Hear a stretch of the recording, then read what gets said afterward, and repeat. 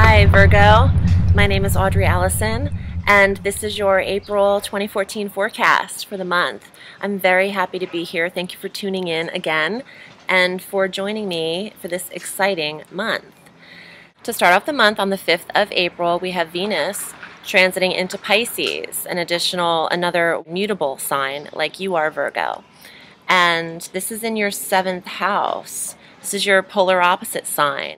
Venus is exalted in Pisces. Now, planets have signs that they govern, that they rule, but they also have signs where they are either exalted, produce their most harmonious aspects in, or where their detriment is, which is the opposite of where they are exalted, and the fall of that detriment, which is where they don't do their most supportive work.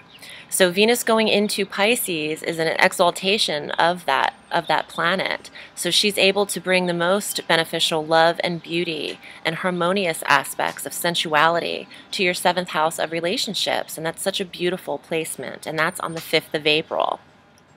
Now, if you're not married or if you're not in a relationship, this could be your business partnerships that she is beautifying and bringing more understanding and loving nature to that relationship as well. On the 7th of April, Mercury, your ruling planet, transits into Aries. Mercury is going to move twice this month. Hermes, the messenger, is on a roll. So Mercury goes into Aries, and this is in your 8th house. Okay, so Uranus is already stationed in Aries, okay? And I'll get into the grand cardinal square that's happening in the mid-month where Aries is a major player, or Uranus. So Mercury stationed next to Uranus in your 8th house. Uranus brings sudden shock and change and surprise and electricity. And Mercury brings communication and study and speech and local travel and siblings. It means that you can find in your 8th house of death, sex, regeneration, rebirth, shared resources, you could find a sudden communication from a sibling regarding their sharing money or asking to borrow money. It could also mean that there's sudden, shocking news delivered to you regarding your sex life, or the news of a sudden death could be indicative of this placement. Just to forewarn you, to be forewarned is to be forearmed, and just go with that, okay? There's not much you can do in life to prevent, death, but there could be a rebirth. It doesn't have to be that drastic. It could be communication of someone changing their ways, the rebirthing of themselves. The idea or concept of that could be brought to your attention suddenly. Also, on April 14th, Pluto is retrograding 13 degrees Capricorn, where he's been stationed for quite a while. And this will be affecting your 5th house. And this will be through September 23rd of 2014. Your 5th house governs children. Your children, your romance, your creative endeavors, and your lighthearted, fun-filled activities. So Pluto retrograding. Pluto is the planet of change and transformation. There could be a change with your children through September. And incorporating this with some of the other planetary aspects happening this month, there could be a change in their study or their development. There could be an intensity to your creative endeavors. Pluto will bring a deep, dark intensity where it could be droning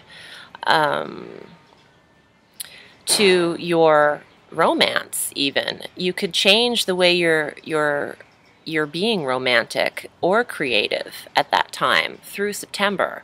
And also don't forget about the kids, because those of you with children, I feel like this is where you'll feel it. The change is going on with them through the 23rd of September. And speaking of change, we have 2 eclipses this month, in addition to a grand cardinal square. So get your helmets on and knee pads, because on the 15th of April, there's a full moon lunar eclipse at 25 degrees Aries, or Libra, I'm sorry. Yes, 25 degrees Libra. Libra for you is your second house of resources and money and finance. Eclipses will eclipse things out of your life that are not necessary, that no longer suit you. The universe has your best intentions at heart, as uncomfortable as change may be. So, a full moon lunar eclipse, lunar, moon, meaning money and change in that area, it could take away your money, or it could bring money in. It could go either way. Keep your eyes open for that, because you will see a change in that area. On the 19th of April, the sun moves into Taurus like it does every year at that time. And Taurus for you, Virgo, is your 9th house of faraway locations and religions and philosophies and higher education. Oh, yeah, speaking of education, since the sun is shining in that area, and we had that 5th house Pluto retrograde, your children's education could be of importance at this time. So your higher education is a priority, or faraway travel. You could want to escape. Online, you could be looking at places. Now, after this beautiful placement of the sun going into Taurus, on February 20th and 21st, we have the grand cardinal cross, a grand square. So here are the major players of this positioning. It's affecting the cardinal signs in astrology. We have cardinal signs, mutable signs, and fixed signs, okay? The cardinal signs are Aries, Cancer, Libra, and Capricorn. 13 exact degrees from each other are Uranus, who's stationed in Aries, Jupiter, who's stationed in Cancer, Mars retrograde in Libra, and Pluto retrograde in Capricorn. Jupiter is opposing Pluto, so this square is going to focus on 4 sectors of your chart, of your house. And it's going to hit that 8th house that we spoke of death and sex and change. So it's the 8th, the 11th, the 2nd, and the 5th. 2nd house of resources and money and income, death, rebirth, transformation, romance, children, creativity, groups, friends, and organizations. There could be a discussion of a will or an inheritance at this time for you, Virgo. Also, change in that kind of shared resources area. This will be an intense feeling, and I want you to watch when you're driving in a Mars retrograde. There's a lot of aggression, a lot of road rage, and a lot of unsupportive strangers out there in the world. So seriously, keep it in check and keep your helmets on. On the 23rd of April, Mercury, your ruling planet, shifts again into Taurus. So this will bring up that 9th house again of faraway places and higher education. There's something that's going on in regards to study and schooling in the home for you, Virgo. And there's also the idea of wanting to escape mentally. So keep that in mind. Mercury will transit there, your ruler, zipping through twice in 1 month like he did 2 months ago, catching up with himself through these retrogrades. So we end the month on we have a new moon solar eclipse on the 29th of April. And this is at 8 degrees Taurus again in this 9th house. So forget about it. There's change in this educational area. There's change in your philosophies on life and where you're focused. I want to pull some cards for you, and I also brought back the astrological deck. I received a ton of emails about where this went, so I brought them back. I want to make everyone happy. You know, I can't please the masses, but I could die trying. Here's what I have for you. Oh, and just to let you know, and how convenient is that, a car alarm?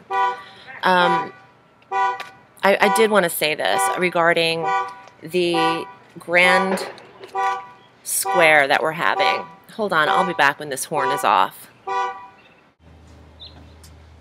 Hi, I'm sorry about that. I'm back. Okay, listen, I forgot to say this. I was so interested in talking about where the houses hit you in this grand cardinal square. But here's what's up with the placements of these planets. With Pluto and Uranus and Mars involved in this square. Jupiter not so much, because he's just such a beautiful, abundant, loving, growing planet, lucky planet. He's probably wondering why he got involved with all these, with the other three guys, these crazy volatile planets. But Uranus will bring shock, electricity, and surprise, and unexpected shifts and jolts of energy. And Mars is aggression and anger, retrograde, and Pluto is death and change. This combination of this square is why we get earthquakes.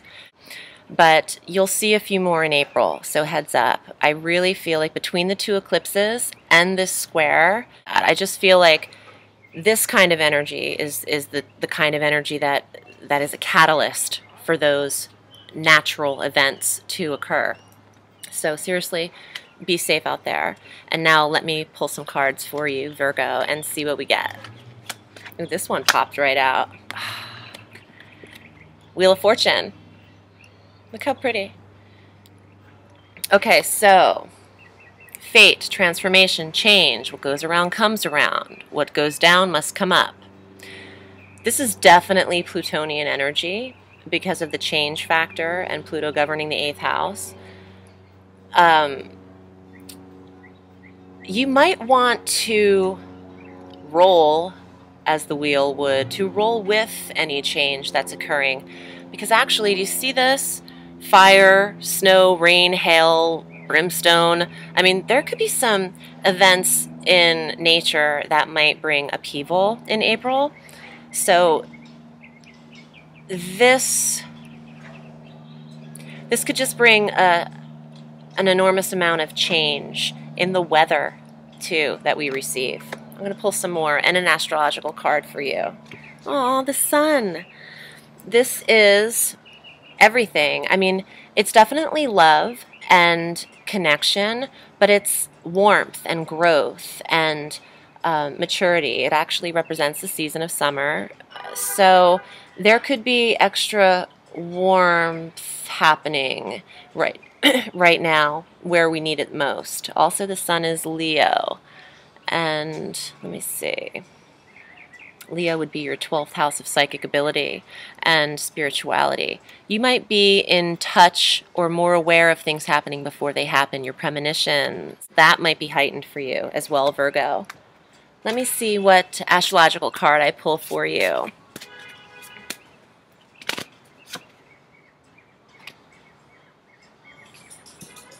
Libra.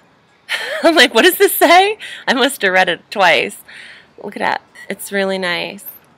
Balance, beauty, timing. It's also governed by Venus, which is going into Pisces in that transit. That's affecting your 7th house of partnerships and your relationships and your marriage and or business partnership. You're going to find a balance here in this 7th house for you. I also think that you might be beautifying where you go in your relationship. You might go to beautiful, beautiful places, tranquil places. All right. My name is Audrey Alison, Virgo, and I love you. And I will see you next month. You can reach me at audreyallison.com if you'd like a reading. I read all through the week, and it's been super crazy, which is why I'm delayed in getting these out. I did receive some emails. When are you going to post the forecasts? When are you going to do it? Where are they? Where are they? You know, you just got to trust. They're going to be there before the next month occurs. I just can't guarantee in my very hectic schedule when I have the time to record them, but I absolutely will. So I will see you next month in May, and have a sweet day. Thank you for your patience. And you can reach me at audreyallison.com and Audrey Allison Astrology and Tarot on Facebook.